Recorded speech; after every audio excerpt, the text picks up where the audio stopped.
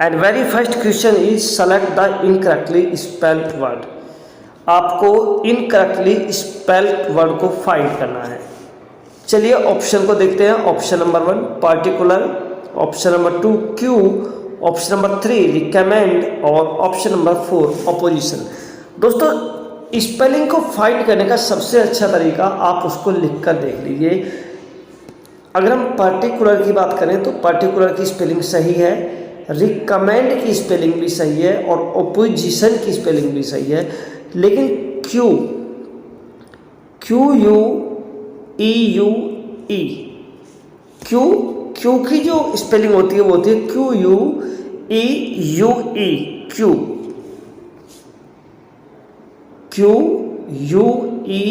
And you E Q. तो Q की spelling जो होती है वो सही होती है ये। तो जो इनकरेक्टली स्पेलिंग यहां पर हो जाएगी ऑप्शन नंबर 2। नेक्स्ट क्वेश्चन देखेंगे। डियर फ्रेंड्स नेक्स्ट क्वेश्चन होगा एंटोनिम्स ऑफ टेडियस। टेडियस का एंटोनिम्स आपको बताना है। Is it slack, is it abstract, is it gallant और is it exciting. So guys correct answer will be option number 4 exciting. Tedious means होता है थकाने वाला,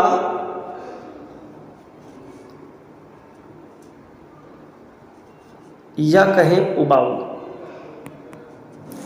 ठीक है। और एक्साइटिंग का मीन्स होता है एंथुजियाज्म या उत्साहपूर्ण। So correct option option number 4। Next question, which one is correctly spelled word. कौन सा निम्नलिखित में से करेक्टली स्पेल्ड वर्ड है। अचीवमेंट, अचीवमेंट, अचीवमेंट और अचीवमेंट। देखिए अचीवमेंट में सबसे पहले हम देखेंगे, बाद में ई आएगा, MANT नहीं आएगा, तो ये स्पेलिंग हमारी ये गलत हो जाती है। और अचीव में आई आता है तो इसमें आई नहीं है, ये गलत हो जाएगा। अब स्पेलिंग नंबर 2 और 4 को देखते हैं, IE आएगा या EI आएगा। तो फ्रेंड्स अचीवमेंट में ACHIEVEMENT लिखकर एक बार देख लेंगे तो क्लियर हो जाएगा। सो correct option is option number 2। MENT होता है और IE होता है। क्या होता है? EI नहीं होता है, IE होता है। तो ऑप्शन नंबर 2 करेक्ट हो जाएगा, ACHIVEMENT अचीवमेंट। चलिए नेक्स्ट क्वेश्चन देखते हैं। Next question, select the option that express the given sentence in passive voice. The vendor sold the vegetables in the market. The vendor sold the vegetables in the market. सबसे पहले इस sentence को देखना है आपको, ये किस टेंस में है। तो that is in past indefinite tense. और जब हम पास्ट इंडेफिनिट टेंस का पैसिव वॉइस बनाते हैं फ्रेंड्स, तो पास्ट इंडेफिनिट टेंस के पैसिव वॉइस में सबसे पहले सब्जेक्ट पैसिव वॉइस का, ठीक है। उसके बाद में वाज या वर और प्लस VK3 और प्लस बाई और ऑब्जेक्ट। तो इस पैटर्न पर अगर हम देखेंगे तो एक बार में हमको समझ में आ जाएगा। Sold, vegetables are sold by, देखिए यहाँ पर वाज या वर नहीं है तो ये गलत हो जाएगा। द वेजिटेबल्स वर बीइंग, जब बीइंग की बात आएगी तो वो पास्ट कंटिन्यूअस में हो जाएगा, तो ये भी गलत हो जाएगा। और द वेंडर हैड नहीं आएगा, तो ऑप्शन नंबर 3 सही हो जाएगा। The vegetables were sold by the vendor in the market. Next question, among the following sentence which one is not correctly punctuated. निम्नलिखित में से कौन सा करेक्टली पंक्चुएटेड नहीं है। Ram the son of Dasharath killed Ravan, ये करेक्टली पंक्चुएट वर्ड है। It is in address form, जिसको हम इंग्लिश में वोकेटिव केस के नाम से भी जानते हैं।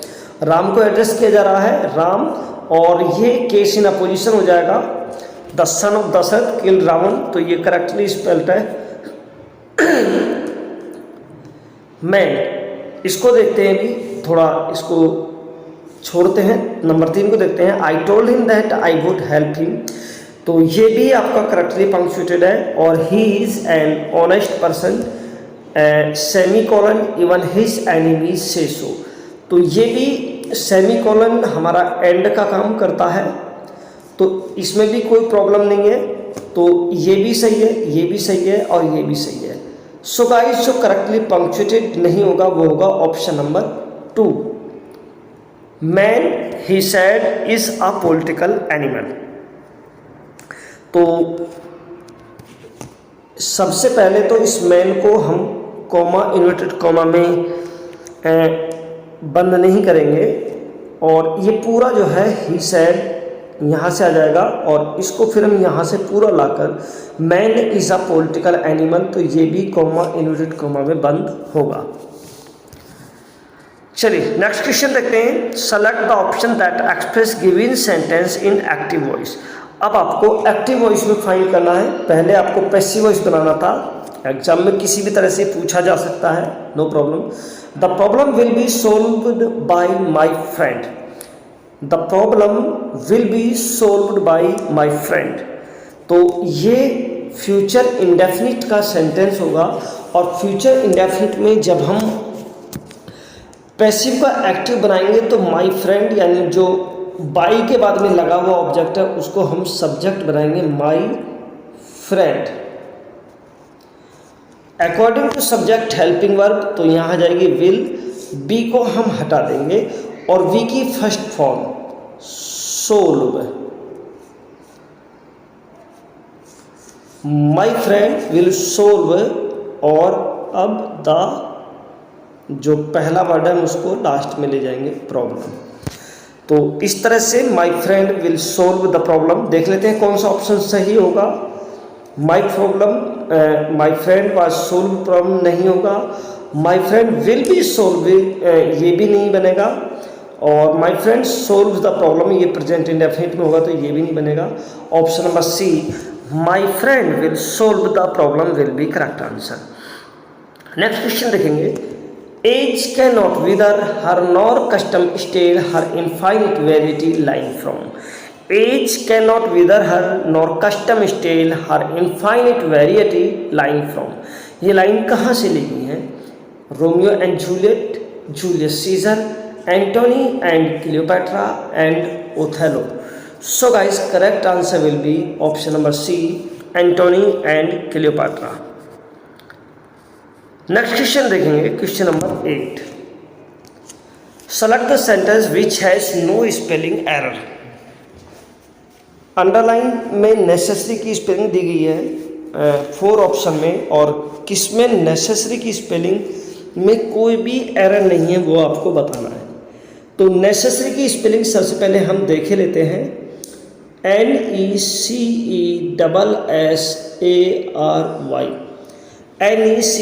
NECESSARY, नेसेसरी, तो ये इसमें सही नहीं है। और NECESS, तो ये सही हो जाएगा option number B.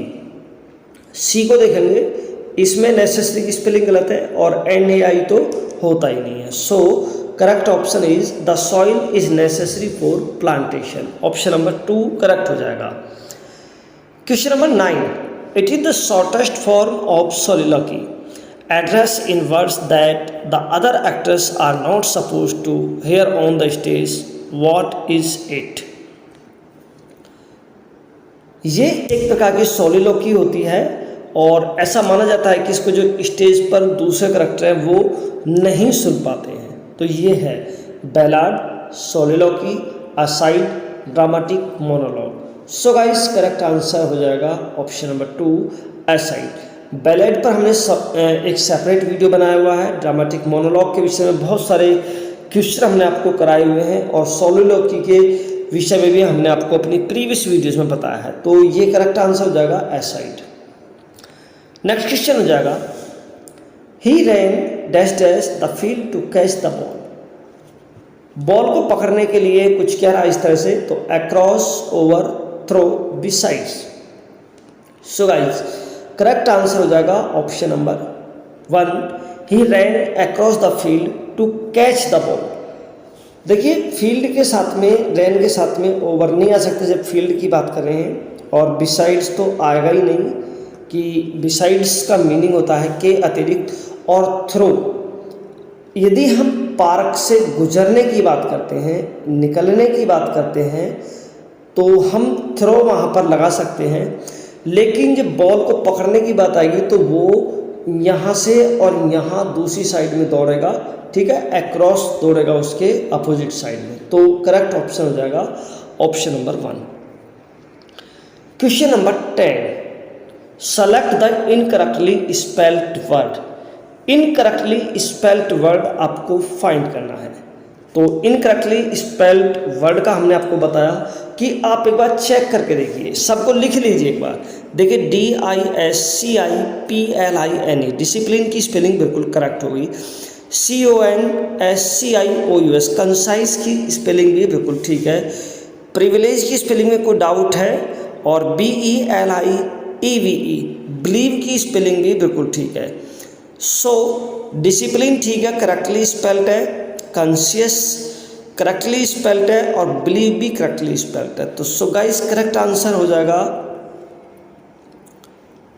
Option number C. Privilege की स्पेलिंग होती है PRIVILEGE,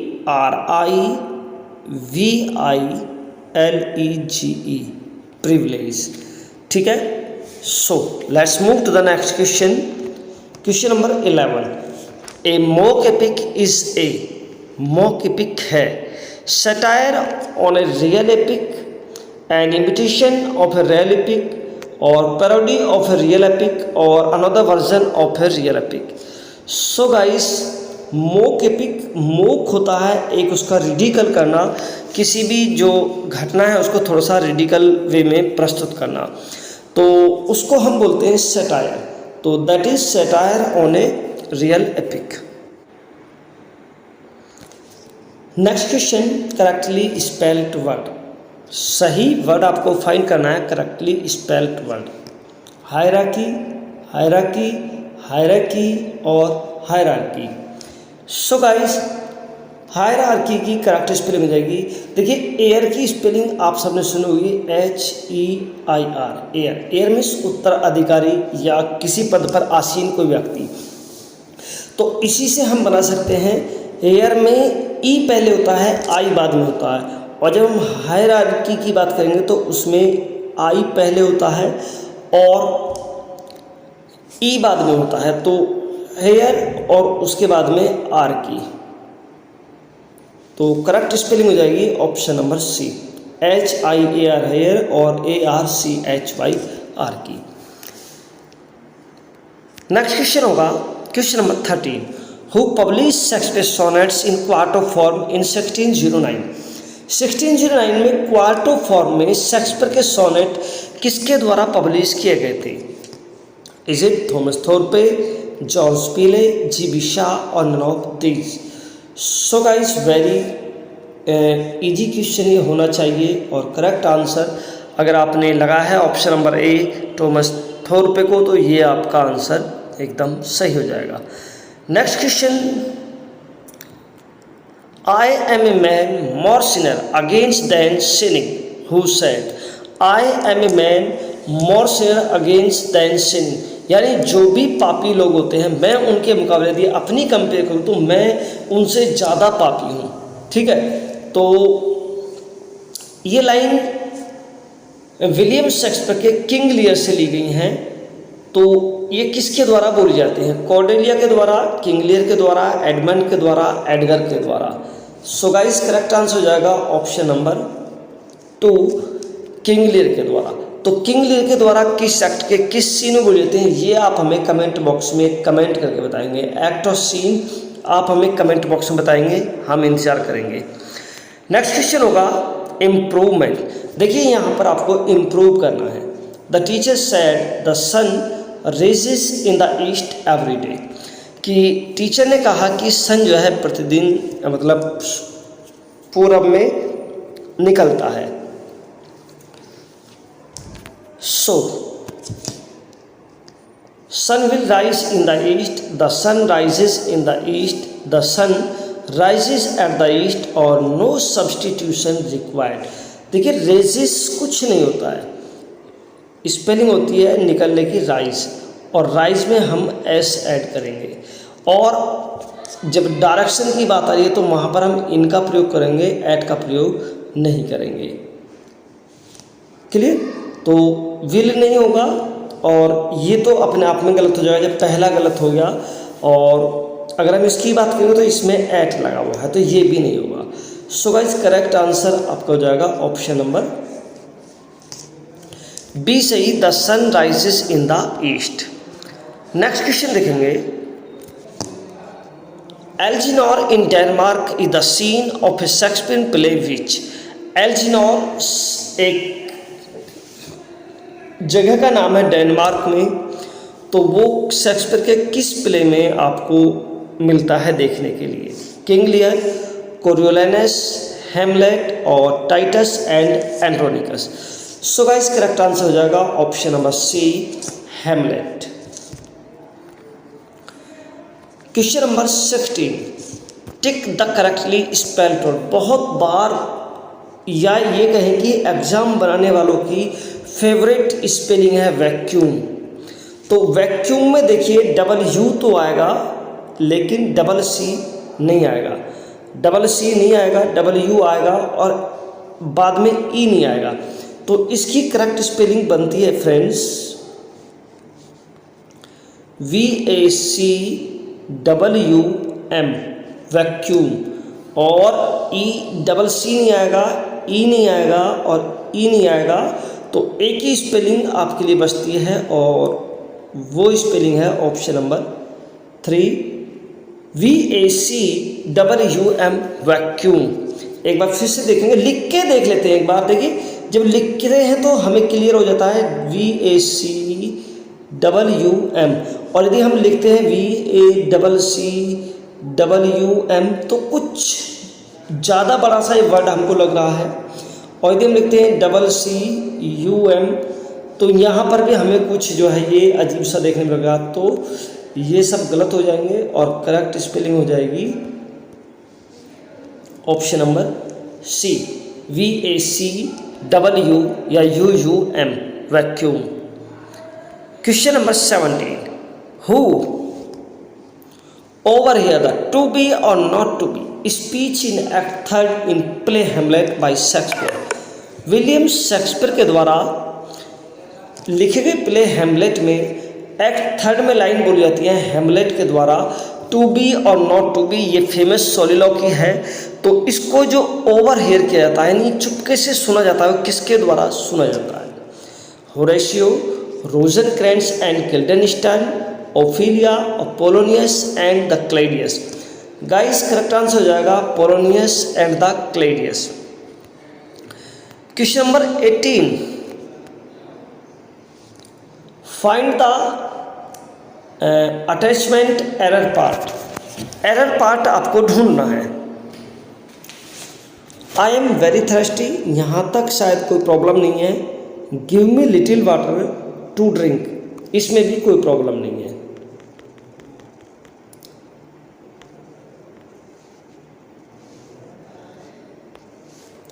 तो यहाँ तक ये बिल्कुल ठीक है।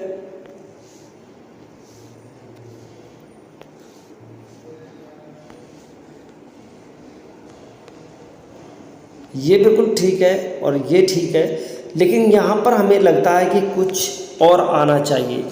तो यहाँ पर हमको मी और लिटिल के बीच में ए को इंसर्ट करना चाहिए। Give me a little water to drink. So friends, little अगर हम प्लेन लिटिल का यूज़ करते हैं तो प्लेन लिटिल में हमको मिलता है बिल्कुल 0%। अब ऐसा तो है नहीं कि जब वो बहुत ज़्यादा प्यासा है तो उसको बहुत 0% या एक आध दो घूंट पानी देकर उसकी प्यास बुझ जाएगी। तो यानी उसको थोड़ा बहुत कम से कम 1 गिलास पानी तो चाहिए। और ये सेंस निकल कर जब आएगा जब हम मी और लिटिल के बीच में ए का यूज़ करेंगे। Give me a little water to drink, तो इससे लगता है कि उसको थोड़े बहुत पानी की कम से कम ज़रूरत है। Next question, What is Nerissa disguised as while she is in Venice with Portia? नेरिसा जब वेनिस में पोर्शिया के साथ में जाती है तो वो अपने आप को किस तरह से डिस्गाइज करती है? ए मर्चेंट, ए पेज बॉय, ए सर्वेंट, ए मैसेंजर। सो गाइस करेक्ट आंसर हो जाएगा ए मैसेंजर, वो प्ले करती है। तो चलिए दोस्तों, आज की वीडियो का लास्ट क्वेश्चन होगा, how will the speaker of the solitary reaper remember the young girl? Solitary reaper में जो स्पीकर है यानी विलियम वर्ड्सवर्थ है, वो उस छोटी लड़की को जो एक गीत गा रही थी, मेलनकली सॉन्ग गा रही थी, तो उसकी यादों को वो किस प्रकार से संजो कर रखना चाहता है या किस प्रकार से रखेगा? Option 1, he forgets her, the second he leaves her, कि वह उसको भूल जाता है और इवन उसको छोड़ भी देता है, यानी उसकी वो कोई भी याद अपने साथ में लेकर नहीं जाता है। ही will keep a small painting of her with him आना चाहिए, यहाँ पर हर नहीं होगा, ये गलत हो गया। देखिए इसको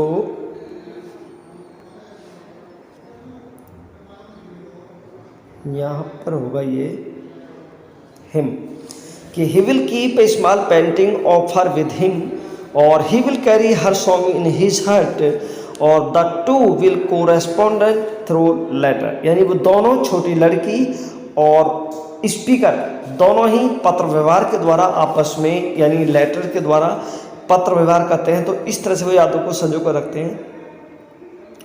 सो गाइस, यदि चार ऑप्शन को देखते हैं तो करेक्ट आंसर बनता है option number 3, he will carry her song in his heart.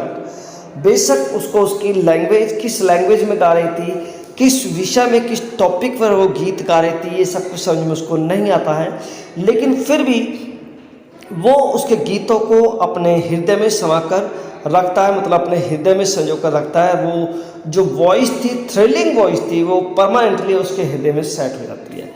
Synonym of eccentric, eccentric का सिनोनिम्स आपको बताना है। Is it excellent, is it queer, is it common और is it charming? So guys correct answer will be option number 2, eccentric means queer, and this is the synonym of eccentric. Eccentric means strange, and queer means also strange. Excellent, excellent is very good in any field, and common is very common, and very early stage of any field, or charming means also very good in some field। यानी excellent किसी field में जो बहुत अच्छा काम करते हैं उसको कहते हैं, और चार्मिंग भी लगभग उसी से मिलता जुलता शब्द है, और कॉमन जो बहुत ही शुरुआती स्टेज होती है किसी भी फील्ड में, उसको हम कॉमन बोलते हैं। Okay, next question, select the incorrectly spelled word. Incorrectly spelled word आपको फाइंड करना है। सो डियर फ्रेंड्स, इसका सबसे अच्छा तरीका है कि आप स्पेलिंग को एक बार अपने से लिख कर देखिए, ठीक है? कॉपी पेन लेकर बैठे और एक बार अपने से लिख कर देखिए।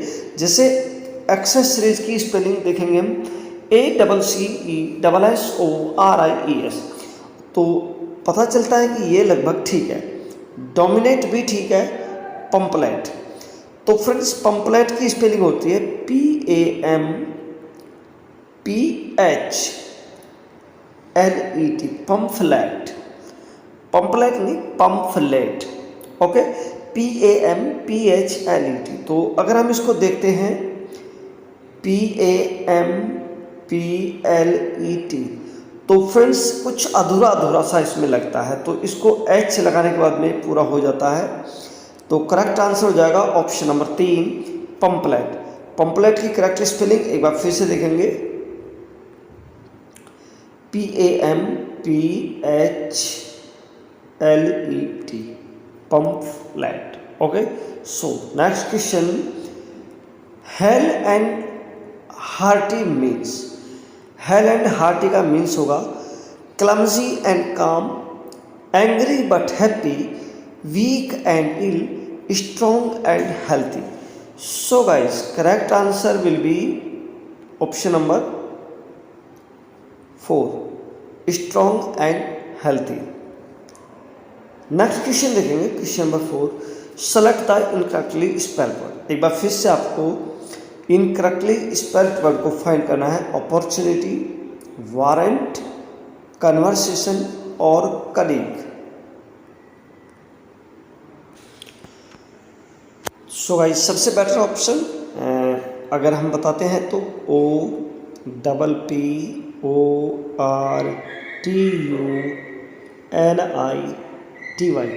अपॉर्चुनिटी की स्पेलिंग होती है, तो इसको देखते हैं OPPORTUNIT, तो ये बिल्कुल ठीक है। वारंट की स्पेलिंग WARRANT, वारंट भी दोस्तों ठीक है। और कन्वर्सेशन को तो आप सब जानते ही होंगे, CONVERSATION, कन्वर्सेशन भी ठीक है। तो फ्रेंड्स, कलीग की स्पेलिंग को देखेंगे। कलीग की स्पेलिंग होती है COLLEAGUE। कलीग में साथी या सहयोगी या साथ में काम करने वाले होते हैं, तो यहीं पर यही स्पेलिंग इनकरेक्ट है आपकी, ठीक है। ये स्पेलिंग इनकरेक्ट हो जाएगी, ऑप्शन नंबर 4 सही हो जाएगा। और नेक्स्ट क्वेश्चन होगा, देखिए, select the option that express the given sentence in active voice. देखिए, एक्टिव वॉइस में सेंटेंस आपको फाइंड करना है। पैसिव वॉइस यहाँ पर दिया गया है, किसी भी तरीके से पूछ सकता है। और ये क्वेश्चन अभी तक किसी न किसी एग्जाम में दोस्तों पूछे गए हैं या पूछे जाने की संभावना है, उन्हीं क्वेश्चन को हमने यहाँ पर स्पेशली इंक्लूड किया है। Admittance was refused to him by airport security. Admittance was refused him by airport security, यानी एयरपोर्ट सिक्योरिटी के द्वारा उसका जो एडमिटेंस था, उसके जो प्रवेश था, उसको रिफ्यूज़ कर दिया गया। इसको मैं स्क्रीन को थोड़ा सा छोटा कर रहा हूँ, जिससे आप सारे ऑप्शन को एक साथ देख सकें, ठीक है। तो सबसे पहले ये पास्ट इंडेफिनिट का है, ठीक है। तो यहाँ पर इज ये नहीं आएगा, हैज पास्ट इंडेफिनिट में आता नहीं है, और पास्ट इंडेफिनिट में दोस्तों हैड भी नहीं आता है। तो ऑप्शन बचता है आपका option number 4, the airport security refused him admittance. अगर आपको सही ऑप्शन भी नहीं पता है, तो आपको एलिमिनेट करना आना चाहिए कि कौन सा ऑप्शन आपका सही नहीं है। तो वो भी एक तरीका है सही क्वेश्चन को जज करने का। नेक्स्ट क्वेश्चन देखेंगे, सिनोनिम ऑफ सैंग्विनिटी। सैंग्विनिटी का सिनोनिम्स होगा एक्रिमोनी, डिस्पोंडेंस, ऑप्टिमिज्म और distrust. So guys, correct answer will be option number 3, optimism. Sanguinity means आशावादी या आशावाद, और ऑप्टिमिज्म मीन्स भी होता है आशावादी या आशावाद। एक्रिमोनी दोस्तों ये एक आ रहा, तो ये थोड़ा सा क्वेरलिंग से संबंधित होगा, ठीक है। और डिस्पोंडेंस में होता है निराशा, और डिस्ट्रेस में होता है अविश्वास। So correct answer sanguinity means optimism. There is nothing either good or bad, but thinking makes so. This quote is spoken by Prince Hamlet in which scene and act? दोस्तों, हेमलेट के द्वारा हेमलेट प्ले में एक quotes बोली जाती है, there is nothing either good और bad but thinking make it so. देखिए यहाँ पर ये इट है, ये ओ हो गया, इट सो। तो ये कोट्स किस एक्ट के किस सीन में बोली जाती है? ऑप्शन होंगे act 1 scene 2, act 2 scene 2, act 3 scene 2 और एक्ट 5 सीन 2। आई होप कि आपने करेक्ट आंसर जज कर लिया होगा, और करेक्ट आंसर होगा option number 2, act 2 and scene 2 में लाइन हेमलेट या प्रिंस हेमलेट के द्वारा बोली जाती है। Next question, the 2 April mornings is a poem by. The 2 April morning poems किसके द्वारा कंपोज की गई या किसके द्वारा लिखी गई है? Thomson, Oliver Goldsmith, William Wordsworth और William Blake. So guys correct answer हो जाएगा ऑप्शन नंबर 3, विलियम वर्ड्सवर्थ के द्वारा इसको लिखा गया है the 2 Aprils mornings. Let's move to the next question. Who consider Wordsworth as a highest priest of nature. Wordsworth को हाईएस्ट प्रीस्ट ऑफ नेचर किसने कहकर कंसीडर किया है? Thomas De Quincey, Coleridge, Shelley and Matthew Arnold. So guys correct answer will be option number 4, Matthew Arnold. Shelley ने भी कुछ कहा है विलियम वर्ड्सवर्थ के विषय में, और कॉलेज ने भी कहा है, और डी क्विंसी ने भी कहा है। तो अगर आप चाहें तो इन तीनों ने क्या क्या कहा है वो हमें लिख कर बता सकते हैं। अदरवाइज़ हम अपनी फर्दर वीडियोस में इन सभी के जो थॉट्स हैं उनको इंक्लूड करेंगे। Next question, that glory never shall his wrath or might extort from me, Paradise Lost book 1। What glory is being referred to by Saturn? That glory never shall his wrath or might export from me, Paradise Lost Book 1, and what glory is being referred to by Saturn? Saturn के द्वारा यहाँ पर किस glory की बात की जा रही है? Is it to reign in hell, to defeat God, to courage never to submit or yield, and to eat the fruits of the forbidden tree? So guys correct answer हो जाएगा option number 3, to courage never to submit और yield. Clear? Next question, question number 11। Imagism is a literary device is associated with. Imagism एक literary device के रूप में associated है किससे? So guys is it T S. Eliot, D.H. Lawrence, E.E. Cummings और T.E. Hulme. So guys imagism जो associated है वो T.E. हेल्म से रिलेटेड है। नेक्स्ट क्वेश्चन देखेंगे, point out the active voice of the following sentences. इसका भी आपको एक्टिव वॉइस बनाना है। I would like him to be assisted, I would like him to be assisted। तो ये पैसिव वॉइस है और इसका एक्टिव वॉइस आपको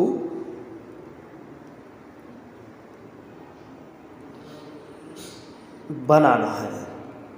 ऑप्शन नंबर ए,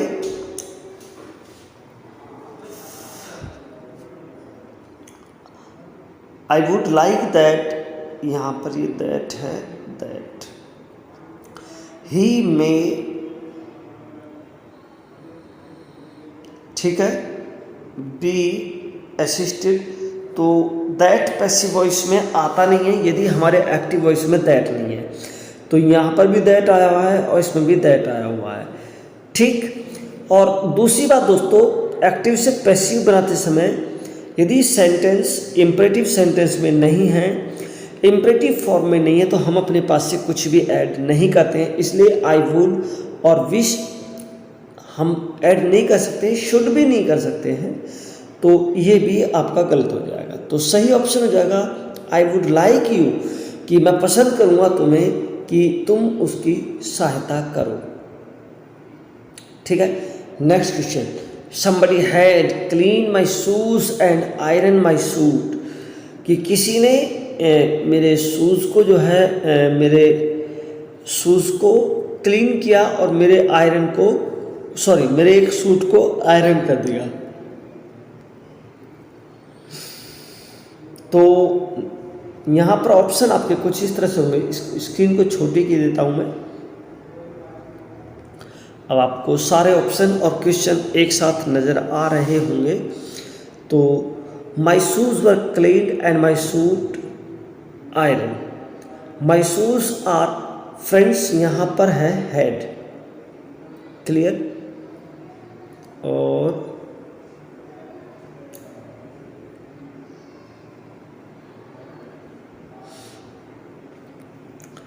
यहाँ पर डायरेक्शन आपको नहीं दी गई है, डायरेक्शन है कि इसको आपको पैसिव वॉइस में चेंज करना है। तो माई शूज वर, जब यहाँ पर हेड आ रहा है तो वर नहीं आएगा।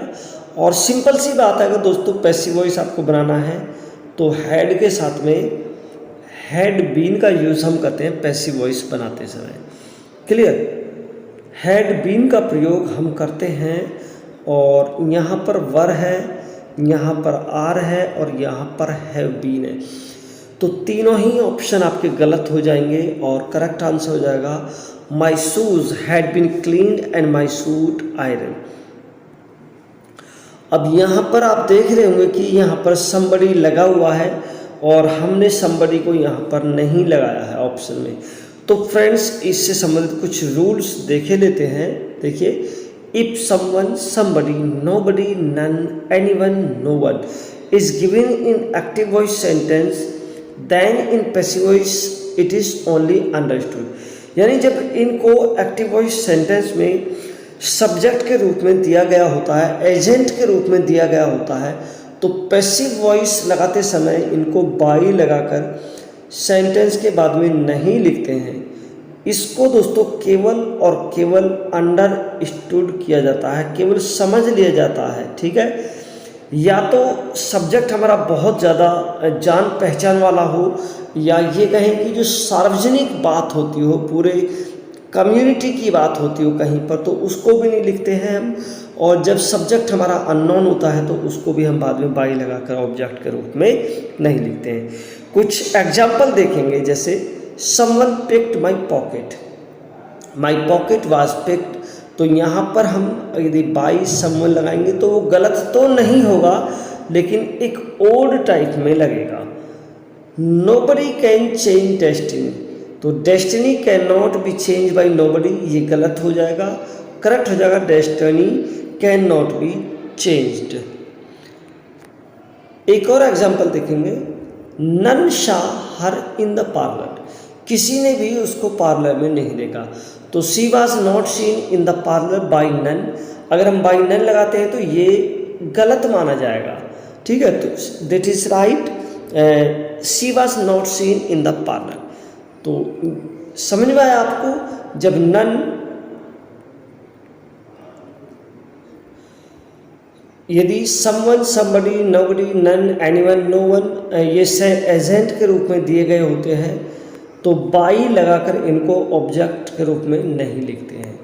चलिए नेक्स्ट क्वेश्चन देखेंगे दोस्तों। नेक्स्ट क्वेश्चन होगा, विच of the following has the correct spelling, निम्नलिखित में से कौन सी करेक्ट स्पेलिंग होगी? कनेजर, कनेजर, कनेजर एंड कनेजर।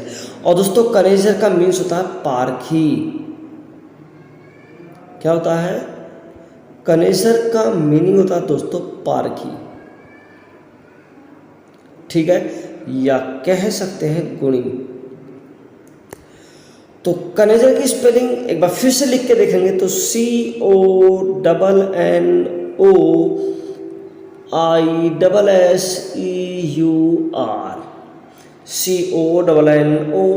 CONNOISSEUR।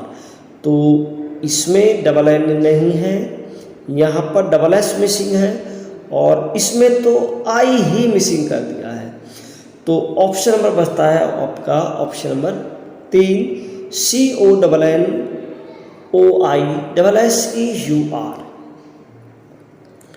Clear friends? तो आई होप कि आपको ये सब चीज़ें पसंद आ रही होंगी और समझ में भी दोस्तों आ रही होंगी। अगर समझ में भी आ रही है तो वीडियो को ज़्यादा से ज़्यादा लाइक जरूर करें। विच of the following is verb of internal, देखिए इंटरनल शब्द का यहाँ पर वर्ब बनाना है। तो वर्ब बनाने के लिए हम या तो उसमें ISE ऐड करते हैं या फिर IZE ऐड करते हैं।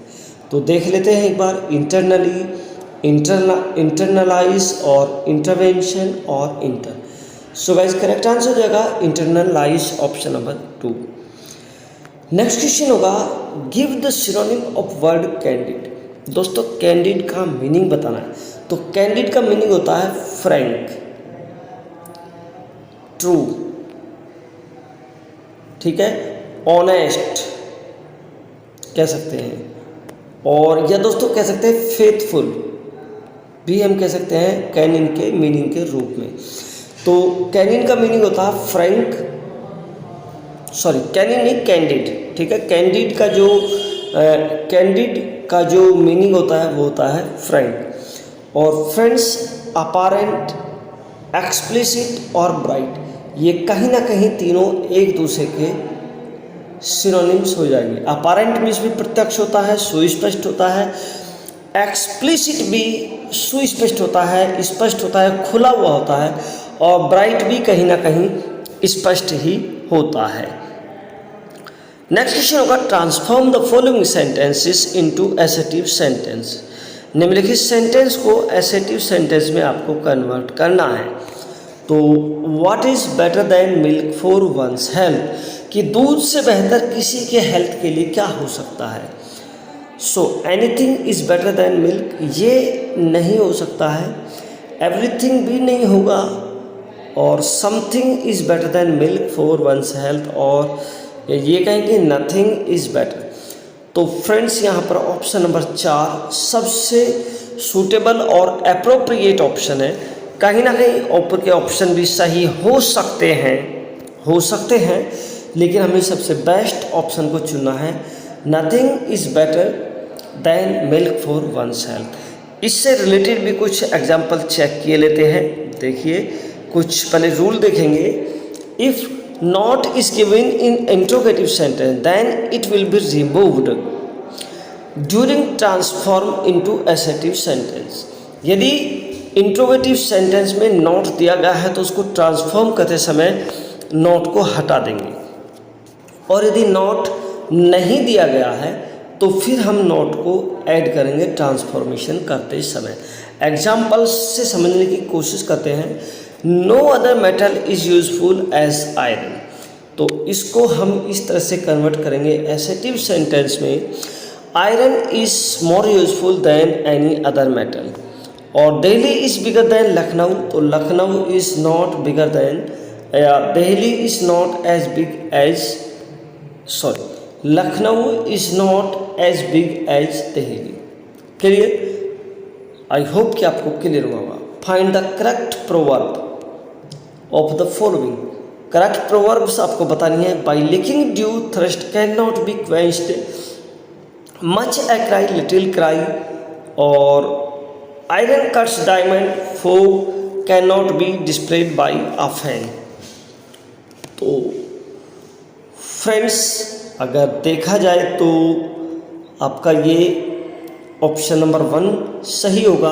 By licking dew thirst can not be quenched. और मच ए क्राई, ये कोई कॉट्स होती नहीं है, ये भी नहीं होती है। डायमंड कट्स डायमंड होती है। और फूक can not be dispelled by A fan. तो यहाँ पर 2 प्रोवर्ब्स, फर्स्ट और फोर्थ ऑप्शन आपके सही हो जाएंगे। क्लियर? दोनों ही प्रोवर्ब जो है हमारी बिल्कुल करेक्ट है, फर्स्ट और fourth. Next question, change the word following sentences into indirect narration. देखिए, निम्नलिखित में से ये वर्ड गलत आ गया यहाँ पर। Change the following sentences into indirect narration. He said to her what a cold day. तो इसका इनडायरेक्ट दोस्तों कैसे बनाएंगे हम, चलिए देखते हैं ऑप्शन को। He told her that it was a cold day, और he exclaimed that it was a cold day, he exclaimed sorrowfully that it was a cold day, और he exclaimed that it was a very cold day। So guys, correct answer यहाँ पर हो जाएगा option number 4। देखिए, ये same का same उतार दिया है, जबकि वॉट ए के प्लेस पे या तो आप हाउ लगाओगे और या फिर जो है आपको वेरी लगाना है। ठीक, ये क्या आ गया, हाँ, तो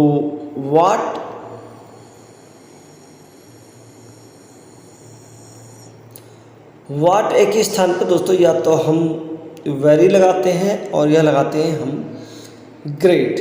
तो यहाँ पर नहीं लगा हुआ है कुछ भी, तो ये गलत हो जाएगा। He exclaimed that it was A cold day, यहाँ पर भी वेरी या ग्रेट नहीं लगाया हुआ है, तो यहाँ पर भी गलत हो जाएगा।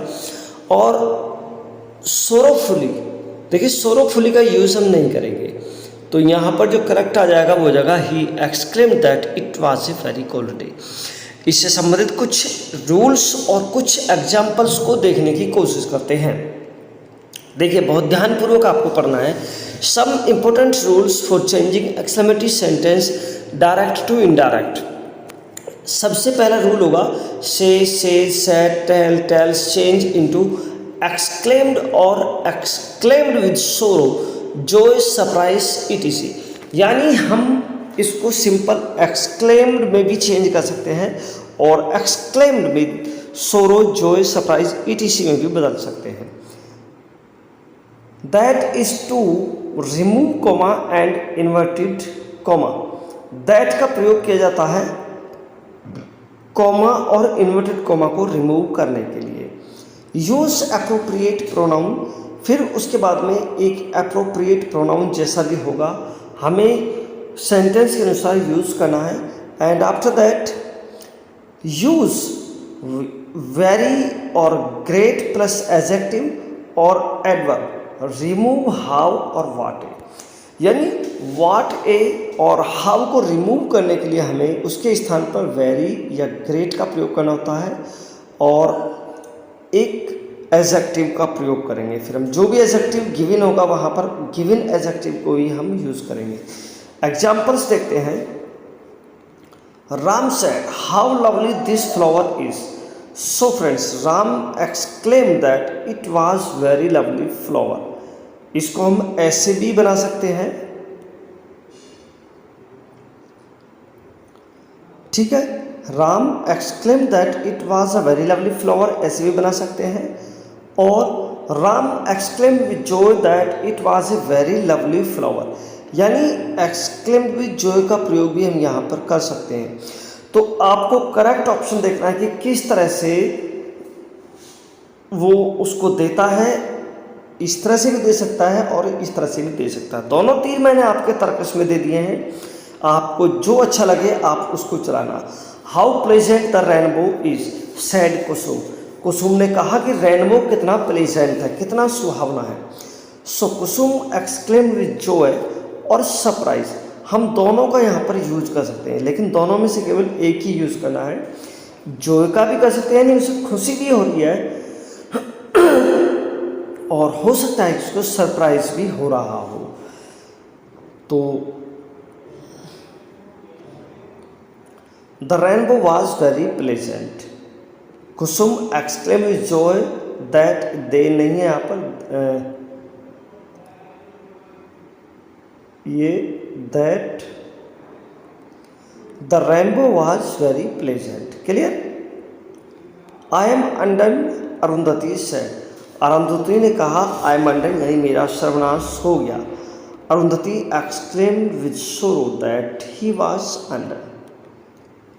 अब देखिए अरुंधति यहाँ पर ये गर्ल भी हो सकती है और बॉय भी हो सकता है, तो मैंने यहाँ पर इसको बॉय मान लिया है। तो फ्रेंड्स आप भी बॉय मान लीजिए, क्योंकि यहाँ पर हमने ही प्रोनाउन का यूज किया है।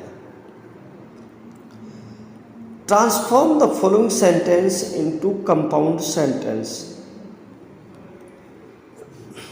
इन spite of being unwell he kept on working. Option हो जाएंगे ही वॉज अनवेल तो kept on working, he was unwell and kept on working, और he was unwell yet kept on working, और he was unwell but he kept on working. तो friends बाकी जो सारे option है ये भी कंपाउंड है, ये कॉम्प्लेक्स हो जाएगा। देखिए ये कॉम्प्लेक्स है, ये कंपाउंड है, ये भी कंपाउंड है और ये भी कंपाउंड है। लेकिन जो सबसे सूटेबल ऑप्शन होगा वो होगा option number D, he was unwell but he kept on working. जब कोई काम हम यानी एडवर्सिटी जहाँ पर दर्शाई जाए, विरोधाभास, तो यानी उसने काम किया लेकिन वो बीमार था, तो यहाँ पर विरोधाभास दिखा रहे हैं, तो यहाँ पर हम बट कंजक्शन का प्रयोग करेंगे। Select the incorrectly spelled word. आपको इनकरेक्टली स्पेल्ड वर्ड फाइंड करना है। कमेटी, डेवलप, रेफरेंस और बिगिनिंग। तो डियर फ्रेंड्स, जैसा कि अपने पिछले 2 मॉडल्स पेपर में भी हमने आपको बताया कि स्पेलिंग को सबसे अच्छा जो फाइंड करने का तरीका है वो है कि आप स्पेलिंग को एक बार लिखकर चेक कर लीजिए। सबसे पहले कमेटी की स्पेलिंग चेक करते हैं, COMMI और TTEE। देखिए बिल्कुल सेम ऐसे ही लिखा हुआ है यहाँ पर ही। और डेवलप की स्पेलिंग DEVLOP, डेवलप हो जाएगा। तो रेफरेंस की स्पेलिंग यदि हम देखेंगे REFERENCE, रेफरेंस की स्पेलिंग होती है REFERENCE। और यहाँ पर जो स्पेलिंग दी हुई है वो दी गई है REFERANCE। सो गाइस, जो करेक्ट ऑप्शन आपका हो जाएगा वो जाएगा option number 3। Spelling of reference is incorrect. Correct spelling will be REFERENCE, reference. ठीक है। बिगिन की स्पेलिंग BEGIN, लेकिन जब हम इसमें ING ऐड करेंगे तो ये दोस्तों हो जाएगी जो BEGIN, और N को फिर हम 2 बार लिख देंगे। ठीक है, बिगिनिंग। तो ये भी करेक्ट स्पेलिंग है। धैर्य के साथ में एक एक चीज़ को समझते हुए चलिए, सारी चीज़ें आपको क्लियर होने वाली हैं। ऑप्शन नंबर 3 सही हो जाएगा। Incorrectly spelled word is reference. Next question देखेंगे। थोड़ा जूम ज़्यादा हो रहा है, इसको मैं थोड़ा छोटा किए देता हूँ जी। यस, अब आपको आपकी स्क्रीन पर नज़र आ रहा होगा। क्वेश्चन नंबर 2 होगा, a report giving the news of death and details about the life of the decades.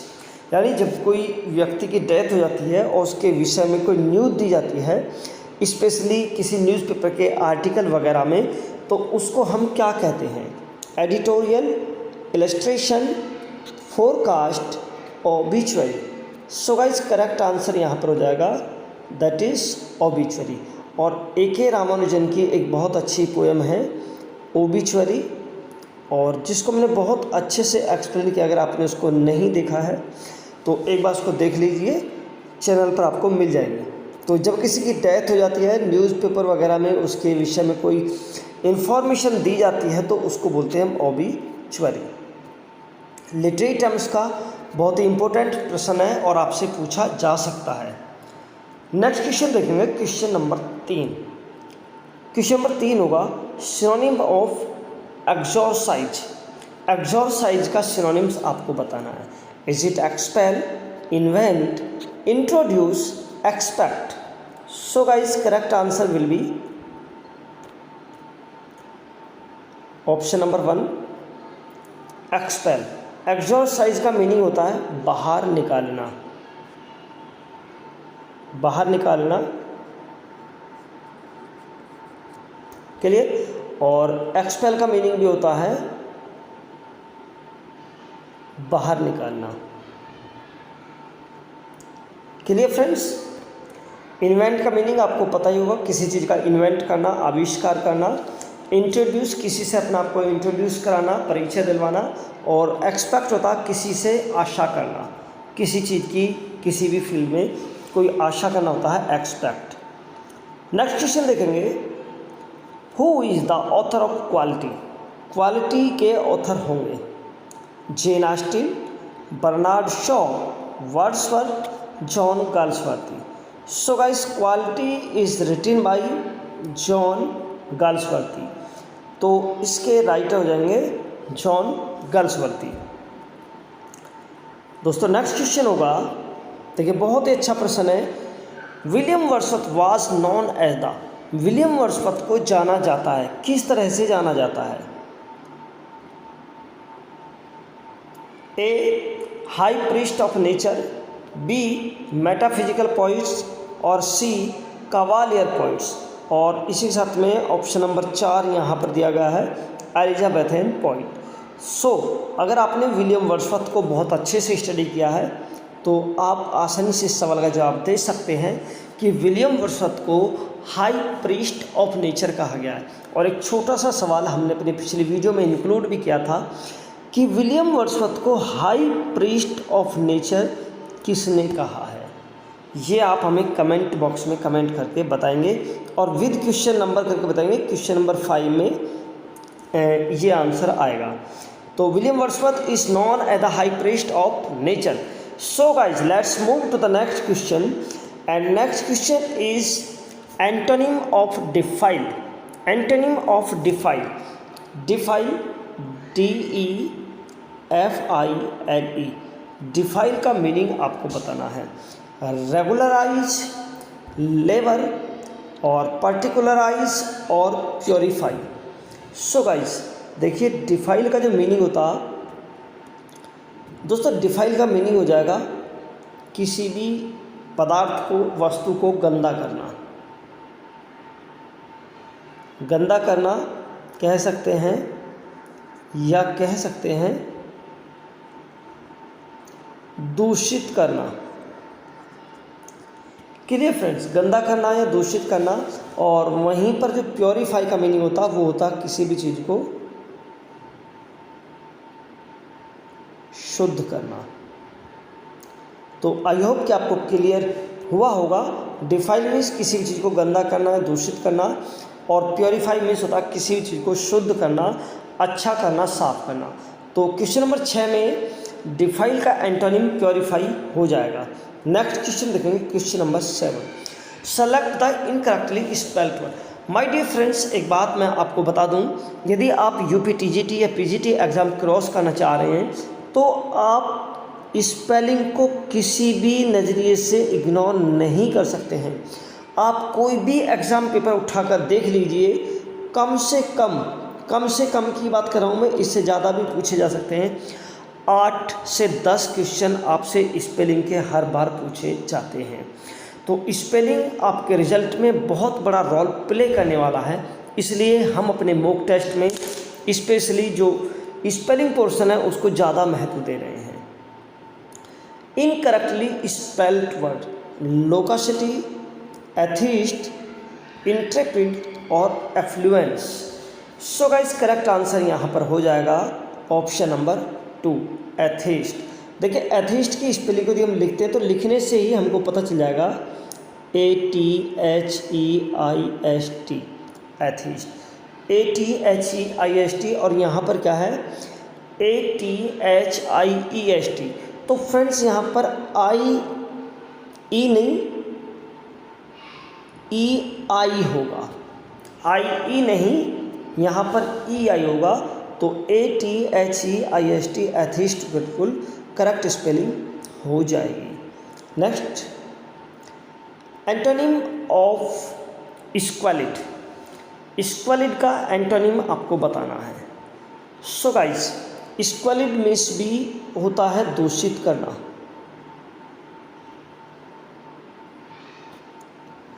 स्क्वालिड means भी होता है दूषित करना, और इसका जो सिनोनिम्स एंटोनिम्स हो जाएगा तो वो डिसऑर्डरली और अनकंफर्टेबल, क्लीन और पेनफुल। ठीक है, तो यहाँ पर ये हो जाएगा इसका दोस्तों सही option, option number 3, clean. Clean means किसी चीज़ को साफ करना। Question number 9, select the incorrectly spelled word. एक बार फिर से आपको इनकरेक्टली स्पेल्ड वर्ड फाइंड करना है, यानी 3 करेक्ट स्पेलिंग है और एक इनकरेक्ट है, तो उस इनकरेक्ट स्पेलिंग को आपको बताना है। इंटरप्रिटेशन जो है बिल्कुल ठीक है, टर्मेंडियस भी सही है, और परसिस्टेंट भी बिल्कुल सही स्पेलिंग है आपकी। तो करेक्ट स्पेलिंग जो ऑप्शन हो जाएगा यहाँ पर, जो इनकरेक्ट स्पेलिंग है वो हो जाएगा प्रोनाउंसिएशन। प्रोनाउंसिएशन की स्पेलिंग होती है PRONUNCIATION। क्लियर फ्रेंड्स, आई होप कि आपको क्लियर हो रहे होंगे वर्ड। एक बार फिर से मैं इसको थोड़ा सा शॉर्ट छोटा करके लिख के दिखाता हूँ। PRONUNCIATION, pronunciation. देखिए प्रोनाउन में एन के बाद में ओ आता है, लेकिन जब हम प्रोनाउंसिएशन लिखेंगे तो उसमें ओ को हटा दिया जाता है, इसलिए करेक्ट स्पेलिंग जो इनकरेक्ट स्पेलिंग है वो हो जाएगी प्रोनाउंसिएशन। क्लियर। क्वेश्चन नंबर 10 होगा who said child is the father of man. तो child is the father of man, it is said by William Wordsworth and उनकी एक पोएम होगी द रेनबो।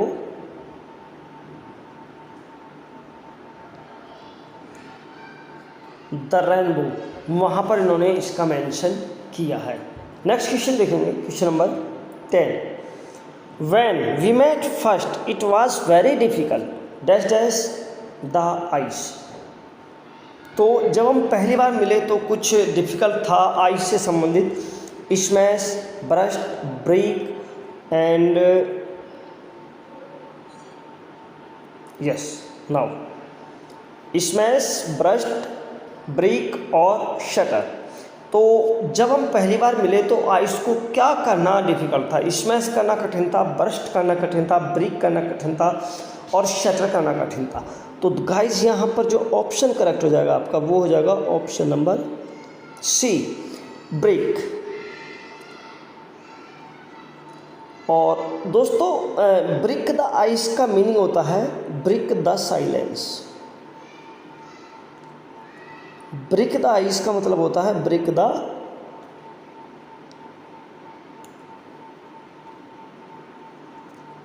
The silence. तो जब हम पहली बार मिले तो ये बहुत मुश्किल था कि जो हम दोनों ही एक दूसरे से बात नहीं कर पा रहे थे, मतलब दोनों अपने आप में चुप थे। तो उस चुप्पी को तोड़ना, उस खामोशी को तोड़ना बड़ा कठिन काम था। नेक्स्ट क्वेश्चन बहुत ही अच्छा क्वेश्चन है। Who said poetry is the breath and final spirit of all knowledge. Poetry is the breath and final spirit of all knowledge. So, A. William Wordsworth, B. Coleridge, C. Byron, and D. Aristotle. So, guys, correct answer William Wordsworth. Okay. Next question. Who said child is the father of man? तो I think दोस्तों ये question repeated question है, तो इसका answer हम पहले ही बता चुके हैं आपको, विलियम वर्ड्सवर्थ। कहाँ कहा था? द रेनबो में। 14 select the incorrectly spelled word. Incorrectly spelled word आपको फाइंड करना है और ये अब 4 ऑप्शन आई होप कि आपको नज़र आ रहे होंगे। जी अभी भी नज़र आ रहे हैं ना? हाँ, तो ए effervescent, B unorganized, C efficient and D scalable।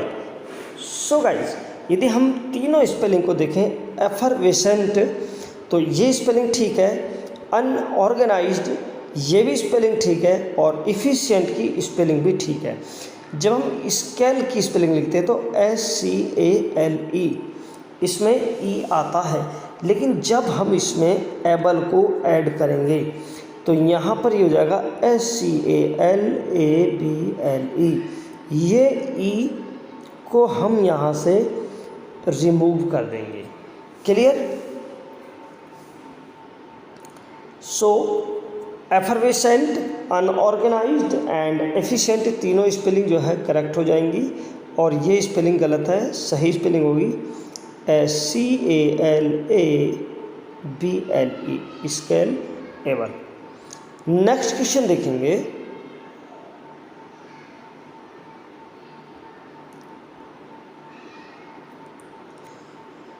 Next question होगा select the option that express the given sentence in passive voice. सही ऑप्शन में आपको सही क्वेश्चन का सही ऑप्शन पैसिव वॉइस के रूप में फाइंड करना है। His friend arranged for the ambulance and took him immediately to the hospital। यानी उसके दोस्त ने उसके लिए मतलब तुरंत एक एम्बुलेंस का अरेंज किया और तुरंत उसको जो है हॉस्पिटल लेकर चला गया। तो यहाँ पर ऑप्शन इस तरह से होंगे, हिज फ्रेंड्स। अभी यहाँ से सिर्फ आप ये देखिए, ये अरेंज आया हुआ है और अरेंज यानी कि ये VK2 और VK2 friends past indefinite sentence में आती है और पास्ट इंडेफिनिट सेंटेंस में पैसिव वॉइस बनाते समय सब्जेक्ट पैसिव वॉइस का, यानी जो ऑब्जेक्ट है उसको हम सब्जेक्ट बनाएंगे, प्लस वाज या वेयर का प्रयोग हम करते हैं, और प्लस ऑब्जेक्ट, यानी जो पैसिव वॉइस का ऑब्जेक्ट है एक्टिव वॉइस का सब्जेक्ट जो होता है वो ऑब्जेक्ट बनकर आ जाएगा। तो सिंपली हमको ये देखना है कि वाज या वर कहाँ पर दिया गया है। अब यहाँ से देखिए, ये एम्बुलेंस की बात करें तो एम्बुलेंस आपका ऑब्जेक्ट है जो कि सिंगुलर है। ये एम्बुलेंस आपका ऑब्जेक्ट है जो कि सिंगुलर है, जो पैसिव वॉइस में सब्जेक्ट बन के आना है। ठीक, तो इसके साथ में आप केवल वाज का प्रयोग करेंगे। अब यहाँ पर दिया गया है वुड, तो ये नहीं होगा। यहाँ पर दिया गया है वेयर, ये भी नहीं होगा। और यहाँ पर कुछ भी नहीं दिया गया, सीधा सीधा लिख दिया, तो ये तो बिल्कुल नहीं होगा। तो करेक्ट आंसर हो जाएगा the ambulance was arrange for by his friends and he was immediately taken to the hospital. Arrange के साथ में फोर प्रीपोजिशन पहले से लगा हुआ है, तो अगर किसी वर्ड के साथ में कोई प्रीपोजिशन ऑलरेडी लगा हुआ है तो वो एज इट इज़ लगा रहेगा। करेक्ट आंसर हो जाएगा ऑप्शन नंबर 4। और अपनी स्क्रीन पर आप देख सकते हैं ये छोटा सा एक्टिव एंड पैसिव वॉइस का चार्ट। तो इसमें पास्ट इंडेफिनिट का रूल आप देख सकते हैं। वी की टू और डिड प्लस वर्ब की फर्स्ट फॉर्म, ये था एक्टिव वॉइस में। जब हम पैसिव वॉइस में इसकी बात करेंगे तो फ्रेंड्स पैसिव वॉइस में हो जाएगा सब्जेक्ट, यानी जो एक्टिव वॉइस का ऑब्जेक्ट होता है वाज या वर अकॉर्डिंग टू हमारे सब्जेक्ट के, और वी की थर्ड फॉर्म। तो आई होप कि आपको पूरा कंसेप्ट क्लियर हुआ होगा। बहुत ही मज़ेदार और बहुत ही interesting question. William Wordsworth Tintern Abbey is, William Wordsworth का टिंटन एबी है dramatic monologue, dramatic epic, dramatic lyric and both, A and B. और दोस्तों ये क्वेश्चन बहुत ज़्यादा हमेशा डिस्प्यूट का जो केंद्र रहता है। कुछ इसको ड्रामेटिक मोनोलॉग मानते हैं तो कुछ इसको ड्रामेटिक लिरिक मानते हैं। तो गाइस इस क्वेश्चन को दोनों ही श्रेणी में रखा गया है। इस जो पोएम है टिंटन एबे के अंदर कुछ जो क्वालिटी हैं वो ड्रामेटिक मोनोलॉग की मिलती हैं, और कुछ क्वालिटी जो है इसमें ड्रामेटिक लिरिक की मिलती हैं। तो इसलिए ऑप्शन नंबर डी सही हो जाएगा। A and B, dramatic monologue भी है और ड्रामेटिक लिरिक भी है, ए एंड सी। तो यहाँ पर हो जाएगा ए एंड सी, इसको आप सी मान कर चलिए। क्लियर फ्रेंड्स, तो चलिए next, let's move to the next question. If in a ballad a line और stanza is repeated but with an addition that advance the story, it is called।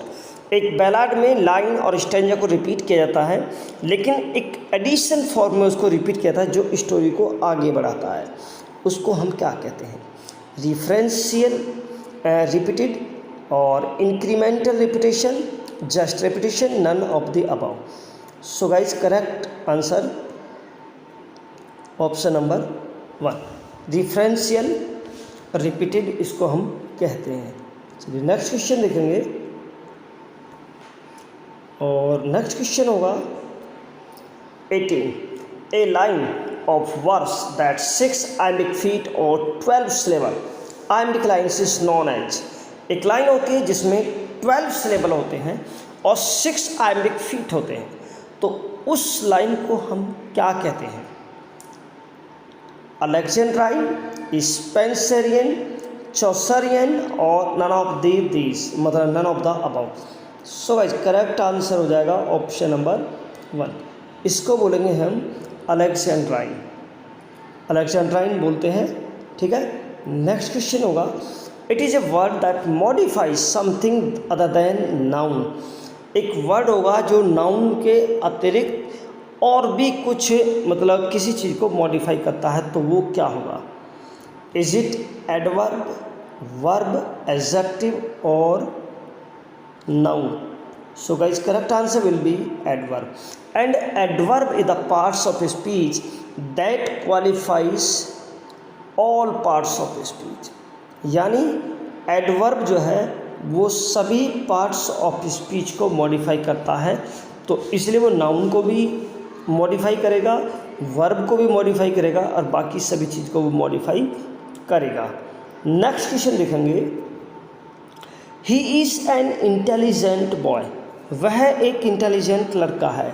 तो here intelligent is, यहाँ पर intelligent होगा adjective of quality, adjective of quantity, adverb of quality and adverb of time. So guys correct answer हो जाएगा यहाँ पर option number 1 adjective of quality. Beautiful, intelligent, smart, wise, ये सभी जो है एडजेक्टिव ऑफ क्वालिटी में आते हैं। ठीक है, गुड, बैड, टाल और ब्यूटीफुल, स्मार्ट, हैंडसम, तो ये सभी जो वर्ड आते हैं ये एडजेक्टिव ऑफ क्वालिटी में आते हैं। नेक्स्ट क्वेश्चन देखेंगे, आई न्यू हर, मैं उसको जानता हूँ। ठीक है friends, pick the correct option in passive voice. I knew her, once again this sentence is in past indefinite tense, और पास्ट इंडेफिनिट टेंस का मैंने आपको बता दिया है, तो हर का हम सी बना देंगे। ठीक है, सी सी सी यहाँ तक तो ठीक है सर। और न्यू है तो न्यू के लिए हम वाज का प्रयोग करेंगे, तो यहाँ पर इज है और यहाँ पर इज है और यहाँ पर भी दोस्तों इज है, तो एक ही ऑप्शन बचता है और वो होता है option number 3, she was known to me. One more thing which is very important कि जब भी नो वर्ब आपका आएगा, नो वर्ब के साथ में हम बाई प्रीपोजिशन का प्रयोग नहीं करते हैं, उसके साथ हम टू प्रीपोजिशन का प्रयोग करते हैं। So let's move to the next question, और very very very favourite question to the examiners. Examiners का बहुत ही फेवरेट क्वेश्चन है, John Galsworthy refuse knighthood in 1917, 1918, 1919 और 1916। यहाँ से चौथा ऑप्शन नीचे जा रहा है, देख लीजिए ये रहा, तो मैंने इसको यहीं पर लिख दिया है 1916।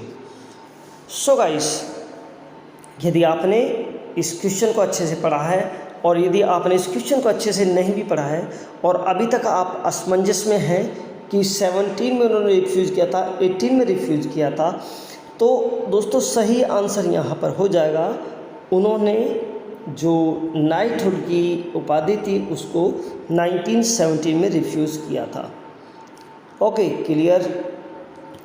नेक्स्ट क्वेश्चन देखेंगे, choose the correct transformation of the following sentence from complex to simple.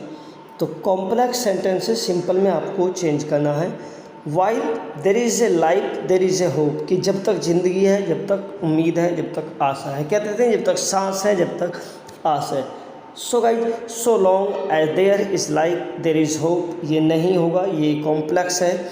Life and hope are inseparable, ये हो सकता है 1%। Until there is hope there is life, ये भी आपका कॉम्प्लेक्स सेंटेंस हो जाएगा एडवर्ब क्लॉज में। ठीक है, एडवर्ब क्लॉज में एडवर्ब ऑफ टाइम हो जाएगा ये। And where the life is the hope is there, और ये सेंटेंस हमारा सही बनता नहीं है। ठीक है, तो इसलिए यहाँ पर जो ऑप्शन हो जाएगा life and hope are inseparable. ठीक है, ये यहाँ पर एक सब्जेक्ट के रूप में यूज हो गए दोनों, इनके साथ में प्लूरल वर्ब का प्रयोग हुआ है और इनसेपरेबल मतलब अलग नहीं किया जा सकता है उनको। नेक्स्ट क्वेश्चन देखेंगे, full fathom 5 thy father lies is an example of. Full fathom 5 thy father lies is an example of litotes, alliteration, epigram, apostrophe. And guys correct answer हो जाएगा ऑप्शन नंबर 2 एलिट्रेशन। और आज की video का last और overall question number 25 होगा, we read paradise lost as a task nobody ever wished it longer. कि हम पैराडाइज लॉस्ट को केवल एक टास्क के रूप में पढ़ते हैं और इससे ज़्यादा इसको पढ़ने की कोई भी विश नहीं करता है।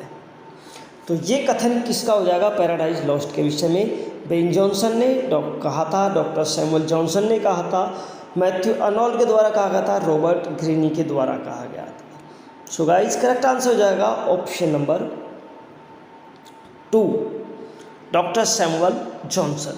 ये कथन डॉक्टर सैमुअल जॉनसन का हो जाएगा। इस kill Claudio who made this demand in which play of Shakespeare. Kill Claudio इस डिमांड को कौन करता है और शेक्सपियर के किस प्ले में करता है? Ophelia in Hamlet, Olivia in Twelfth Night, Jessica in the merchant of Venice और Beatrice in Much edu about Nothing. And my dear friends, correct answer will be option number D, Much edu about nothing में ये demand Beatrice के द्वारा की जाती है। Okay, so let's move to the next question and very interesting and very important question. What are the names of the 4 bodies left on the stage at the end of the play Hamlet? Hamlet play का जब and होता है तो उस समय वो कौन सी 4 body थी जो स्टेज पर परफॉर्म करने के लिए बचती है? क्लॉडियस, पोलोनियस, हेमलेट, लेयर्टीज, क्लॉडियस, जर्ट्रूड, हेमलेट, लेयर्टीज और क्लॉडियस, जर्ट्रूड, होरेशियो और लेयर्टीज एंड क्लैडियस, जर्ट्रूड, हेमलेट और रोजेनक्रेंट्स। सो गाइस करेक्ट आंसर हो जाएगा ऑप्शन नंबर बी। देखिए इसमें पोलोनियस है, जबकि आपको पता है कि पोलोनियस को पहले ही मार दिया जाता है। यहाँ पर इसमें हेमलेट नहीं दिया गया है और हेमलेट क्योंकि बचता है तो ये ऑप्शन भी हमारा रॉन्ग हो जाता है, ये भी रॉन्ग हो जाता है। और रोजेनक्रेंट्स नहीं बता दोस्तों, क्योंकि जो हेमलेट को मारने की जो प्लानिंग होती है लास्ट में वो क्लॉडियस और लेयर्टीज के द्वारा बनाई जाती है। तो इसलिए जब बाद में जो लड़ाई होती है, एक लास्ट फाइट जो होती है वो हेमलेट और लेयर्टीज के बीच में होती है। तो इस तरह से जो लास्ट 4 बॉडी थी स्टेज पर जो बचती हैं उनमें हो जाएंगे Claudius, Gertrude, Hamlet and Laertes. So let's move to the next question. The opening lines of Paradise Lost are a good example of। Paradise Lost की जो opening lines है वो एक अच्छा एग्जाम्पल होगी। Heroic couplet, Miltonic inversion, sprung rhythm and hyperbole। So guys, correct answer will be option number 1, heroic couplet। Next question, Which poem was called the poem to college by Wordsworth? वह कौन सी poem है जिसको Wordsworth के द्वारा poem to college भी कहा गया है? टिंटानाबे, इंटीमेशन ओड, या इसका जो फुल टाइटल होगा वो immortality, intimation ode, the prelude, the solitary reaper. Correct answer हो जाएगा option number C, the prelude. और द प्रल्यूड को ही पोएम टू कॉलेज के नाम से जानते हैं। ठीक है, पोएम टू कॉलेज के नाम से इसी पोएम को जाना जाता है। नेक्स्ट क्वेश्चन होगा question number 5, synonyms of renounce. Renounce का सिनोनिम्स आपको बताना है। एम्ब्रेस, इग्नोर, ओवरलुक और एब्जर्व। सो गाइस करेक्ट आंसर हो जाएगा ऑप्शन नंबर डी, एब्जर्व। देखिए हमने जो एसपी बख्शी की स्पेशली वोकैब आपको पढ़ाई थी तो वहाँ पर भी बताया था एब्जर्व में एब आ रहा है और एब को क्या किया जाता है, छोड़ा जाता है। तो रिनाउंस मीन्स भी होता है त्यागना और एब्जर्व मीन्स भी होता है किसी भी बुराई को छोड़ना। ठीक है, इग्नोर और ओवरलुक आपस में एक दूसरे के सिनोनिम्स हो जाएंगे। इग्नोर का मीनिंग होता है अनदेखा करना, ओवरलुक का मतलब भी होता है अनदेखा करना। और दोस्तों एम्ब्रेस मीन्स होता है प्रेम पाश या आलिंगन। ठीक है, प्रेम पाश या आलिंगन। क्लियर? चलिए let's move to the next question. और नेक्स्ट क्वेश्चन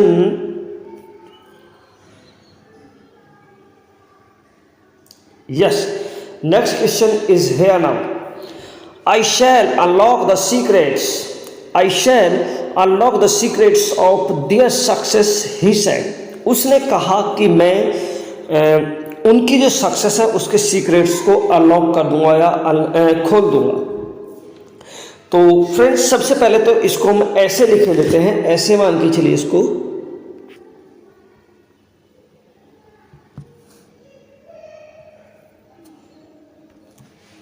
देखिए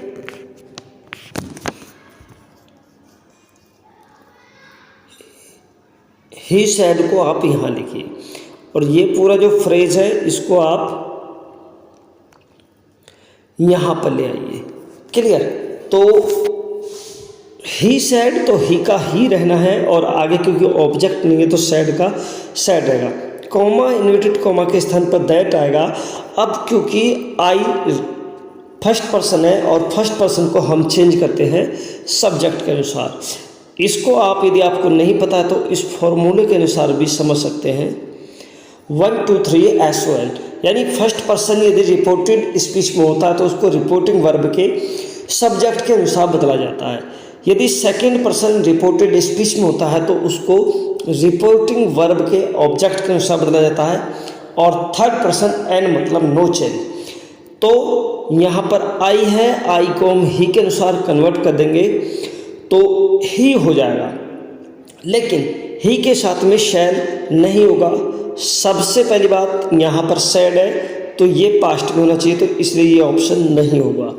he said that he would unlock the secrets of their success.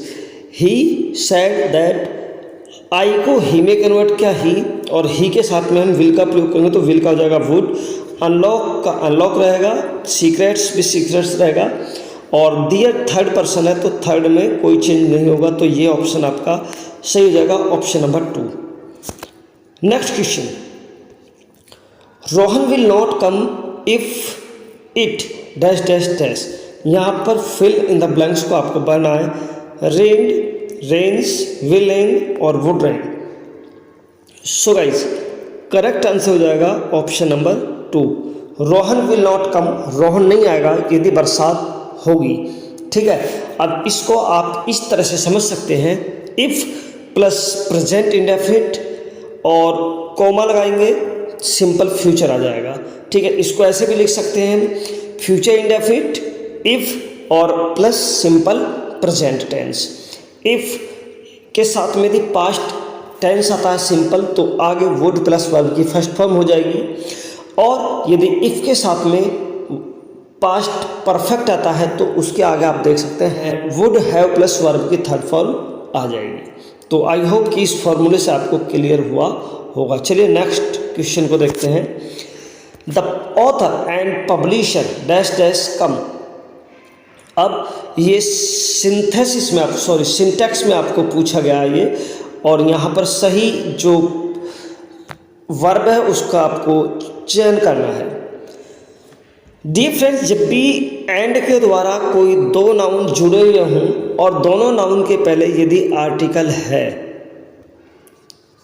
यदि दो नाउन एंड से जुड़े हैं और दोनों नाउन के पहले आर्टिकल है तो वो प्लूरल होता है। ठीक है, वो दोनों अलग अलग पर्सन होते हैं। और यदि एंड से दो नाउन जुड़े हुए हैं लेकिन आर्टिकल केवल पहले नाउन के पहले, तो समझ लेना कि वो सिंगल पर्सन है, यानी एक ही पर्सन की दो क्वालिटीज़ की बात की। तो वहाँ पर हम सिंगुलर वर्ब का यूज़ करते हैं। तो यहाँ पर हो जाएगा has. Author and publisher, second noun के पहले आर्टिकल नहीं है तो ये एक ही पर्सन की दो क्वालिटी है, यानी ऑथर और पब्लिशर एक ही है, तो इसलिए यहाँ पर हैज का प्रयोग होगा। Correct spelling is miniature, miniature, miniature and miniature. तो मिनिएचर की स्पेलिंग को एक बार लिख कर देख लेते हैं। तो सबसे पहले आपको लिखना है मिनी, MINI।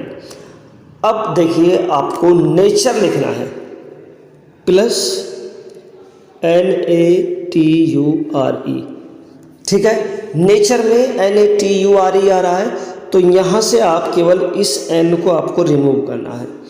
तो जब इसको हम ऐड करेंगे तो ये कंप्लीट स्पेलिंग में जाएगी option number 1, MINIATURE miniature. Spelling को करेक्ट करने का सबसे अच्छा फॉर्मूला यही कि आप स्पेलिंग को लिख कर देखिए। ठीक है दोस्तों, क्वेश्चन नंबर 10 से 12 आपको करेक्ट स्पेलिंग फाइंड करनी है। ठीक है, और स्पेलिंग का सबसे अच्छा तरीका यही है कि आप स्पेलिंग को एक बार लिख कर देखिए।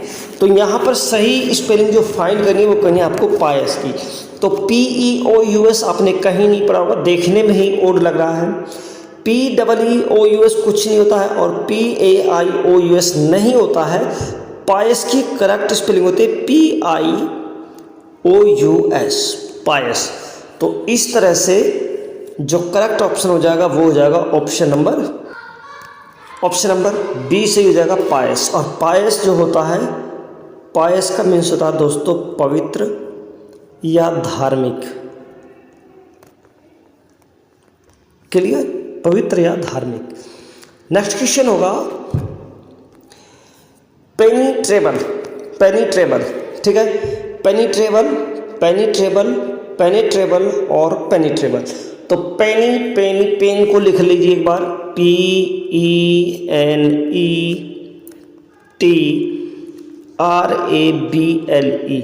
ये पेनिट्रेबल की करेक्ट स्पेलिंग होती है।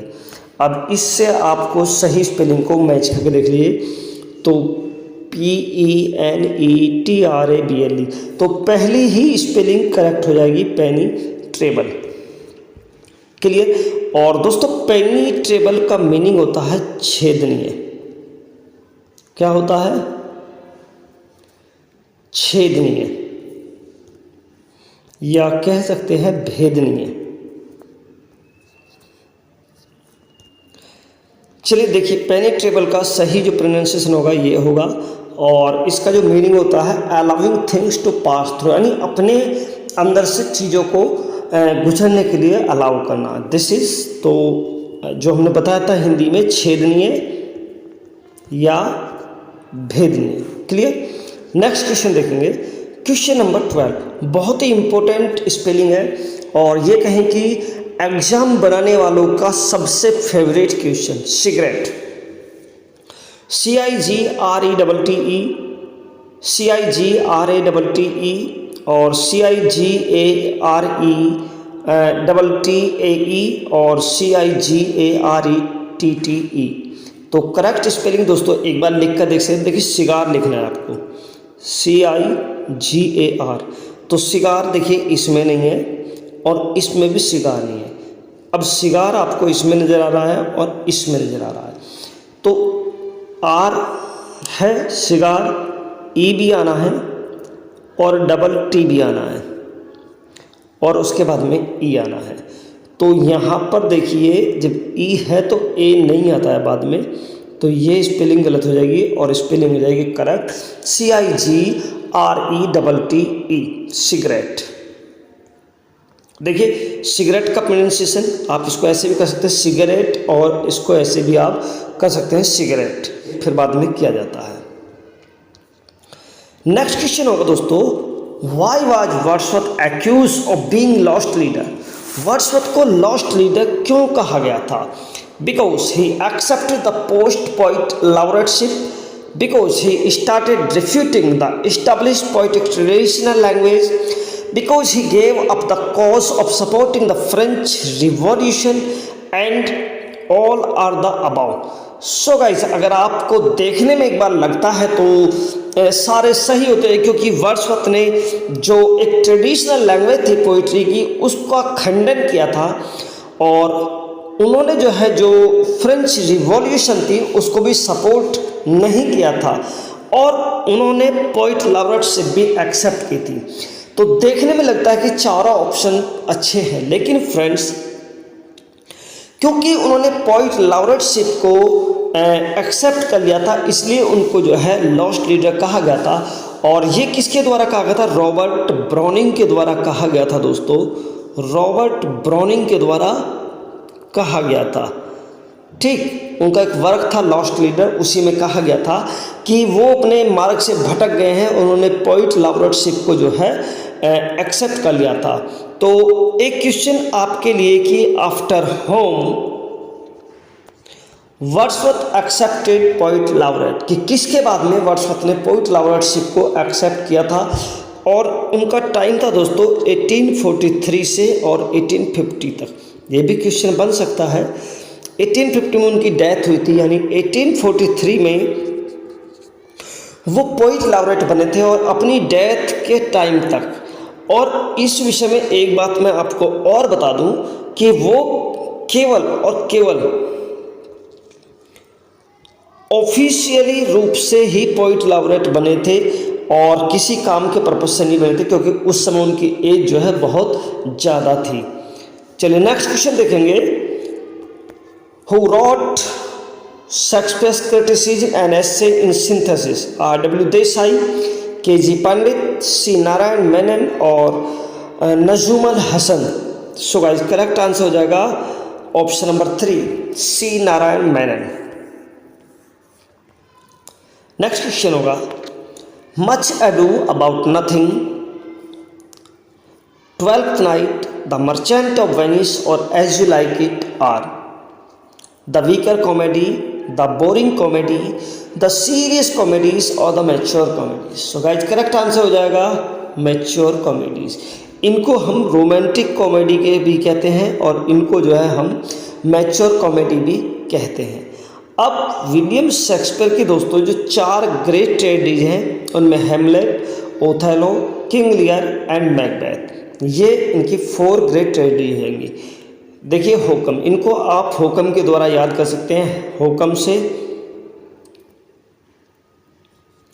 हेमलेट, ओथेलो, किंग लियर और Macbeth. Clear? Next question, which of the following critics considers a poet as a man speaking to man?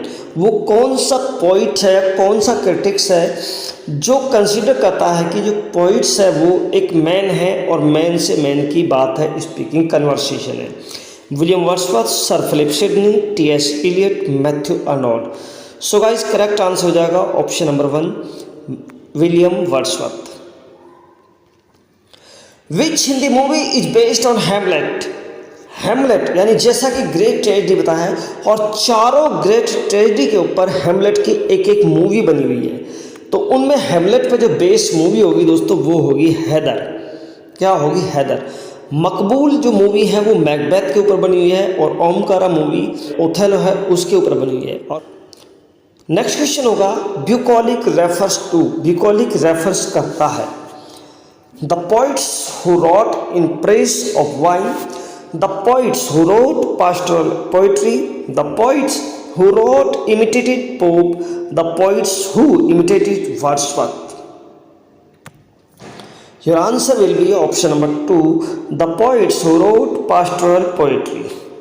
Next question होगा what is euphony? euphony क्या है? तो pleasant sound, serious sound, bitter sound और mix sound. So guys euphony meaning होता है pleasant sound और bitter sound होता है कैकोफेनी, यानी ये इसका अपोजिट हो जाएगा। देखिए an example of euphony is end of the Shakespeare's famous sonnet 18। Shakespeare की फेमस सोनेट 18 के लास्ट में एक एग्जाम्पल दिया गया है विच गो जो इस प्रकार से so long as men can breathe, so long as men can breathe और eyes can see, so long life this and this gives life thee. यानी जब तक जो मनुष्य है वो सांसें लेंगे और जब तक आंखें देख सकती हैं, जब तक जिंदगी है इस प्रकार से, और यह उनको ज़िंदगी देता है। तो कितनी मतलब देखने में और सुनने में और पढ़ने में कितनी ये लाइन अच्छी लग रही है। तो इसके विषय में कुछ एडिशनल जो वर्ड्स होंगे, ये यूफेनी जो है एक ग्रीक वर्ड से आया है और इसका मीनिंग होता है गुड साउंड। नेक्स्ट क्वेश्चन होगा Dogberry and Verges two foolish officers appear in. जो डॉगबेरी और वर्जेस 2 फुलिश ऑफिसर होंगे तो वो अपीयर होते हैं विलियम शेक्सपियर के मच एडू अबाउट नथिंग में। नेक्स्ट क्वेश्चन होगा find out the correctly punctuated version. Correctly punctuated version होगा what a piece of is a man और what a piece of work a man is, what a piece of work man is और what a piece of work is man. तो guys देखिए यहाँ पर man से पहले ए नहीं दिया है तो ये सही नहीं होगा। और व्हाट ए पीस यहाँ वर्ब को पहले दिया है, और दूसरी बात यहाँ पर क्वेश्चन मार्क भी लगा हुआ है, ठीक है। और what a piece of work is man, और यहाँ पर ये सही नहीं है, तो करेक्ट आंसर हो जाएगा option number 2, what a piece of work a man is.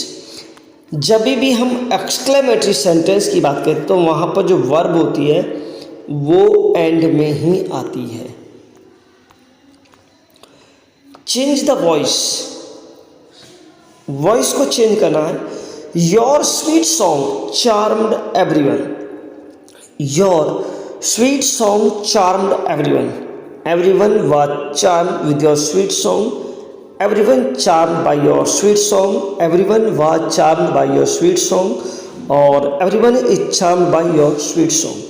So guys यदि हम करेक्ट आंसर की बात करेंगे तो चार्म्ड एक ऐसी वर्ब है जिसके साथ में पैसिव वॉइस में बाई प्रीपोजिशन नहीं लगता है।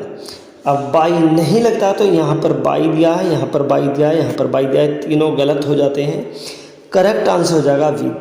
चार्म के साथ में विद प्रीपोजिशन लगता है, और एवरीवन का प्रयोग सिंगुलर नाउन की तरह होता है। Everyone was charm with your sweet song. यहाँ पर भी आप देख सकते हैं छोटा सा explanation, please, charm, disgusted, quarrelled, satisfied, displease, dissatisfy. कुछ वर्ब होते हैं जिनके साथ में पैसिव वॉइस बनाते समय बाई के स्थान पर विद प्रीपोजिशन का प्रयोग हम करते हैं।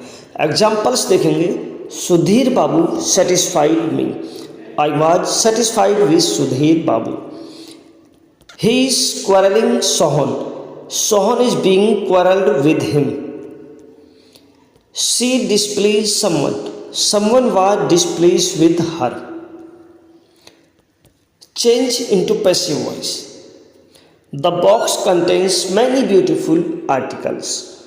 तो गाइज जिस तरह से चार्म या सेटिस्फाई या प्लीज वर्ब के साथ बाई का प्रयोग नहीं होता है, उसी तरह कंटेन्स वर्ब के साथ भी बाई का प्रयोग नहीं होता है, और इसके साथ में होता है इनका प्रयोग। तो बहुत आसान मैंने आपके सेंटेंस को कर दिया है, ठीक है।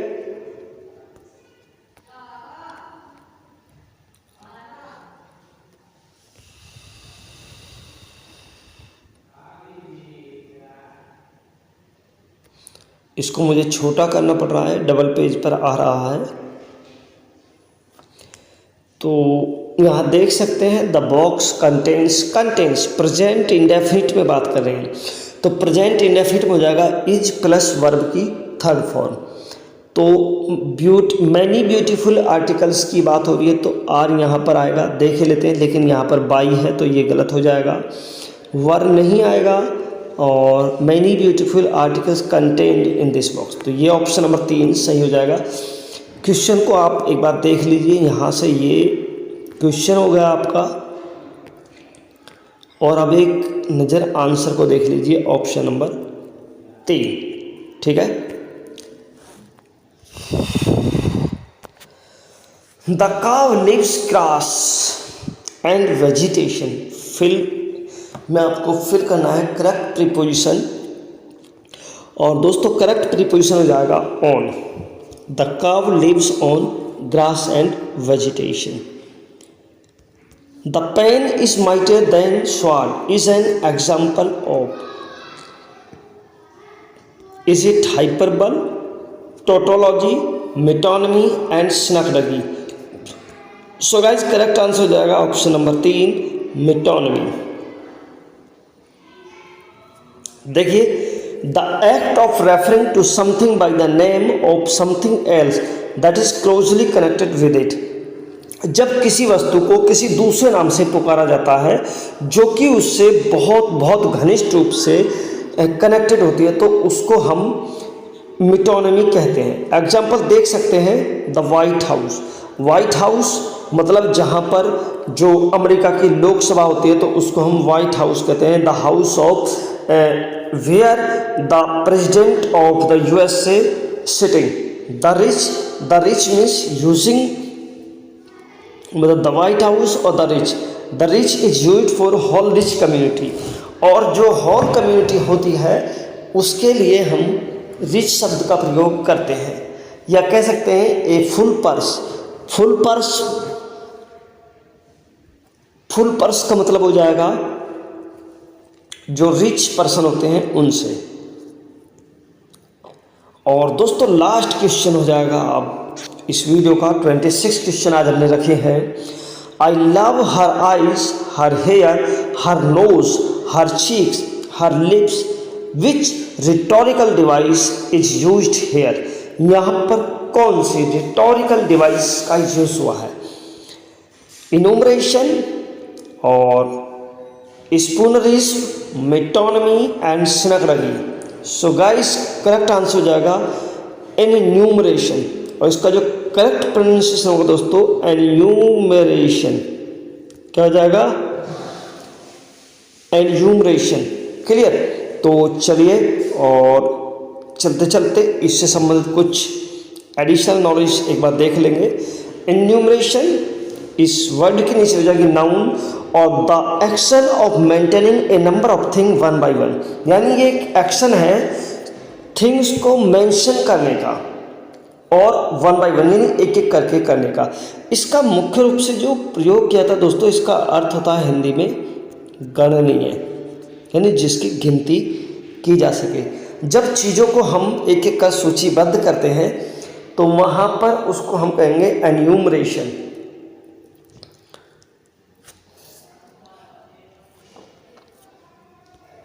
The action of mentioning a number of things one by one, the complete enumeration of all possible genetic state, जो भी all possible state होते हैं, genetic states होते हैं, उनको काउंट करने का। क्लियर? तो enumeration is a rhetorical device that occurs when a writer chooses to list out items, events, ideas or other parts of a story setting. And enumeration can be used to break down arguments, conflicts and phrases. यानी एक writer के द्वारा enumeration का प्रयोग किया जाता है। ये एक रिटोरिकल डिवाइस हो जाएगी जिसका प्रयोग राइटर के द्वारा किया जाता है लिस्ट आउट करने के लिए। जैसे जो आइटम्स होते हैं जैसे इवेंट्स होंगे, उसके आइडियाज़ होंगे, और या फिर जो सेटिंग से संबंधित उसके स्टोरी के या सेटिंग के जो अदर पार्ट्स होंगे उनको। और एक एन्यूमरेशन का प्रयोग हम ब्रेकडाउन में तोड़ने के लिए कर सकते हैं। किसको? आर्ग्यूमेंट, कॉन्फ्लिक्ट्स एंड फ्रेजेस, जो वाक्यांश होते हैं, झगड़े होते हैं और तर्क वितर्क होते हैं, उन सबको भी तोड़ने के लिए हम एन्यूमरेशन का प्रयोग कर सकते हैं। सो दोस्तों अगर इस वीडियो में कुछ भी आपको अच्छा लगा हो तो इस वीडियो को लाइक जरूर करें और अपने दोस्तों के साथ में शेयर करना बिल्कुल भी ना भूलें। नई वीडियो में जल्दी मिलेंगे नए कंटेंट के साथ में, तब तक के लिए नमस्कार। Finally thanks for watching this video.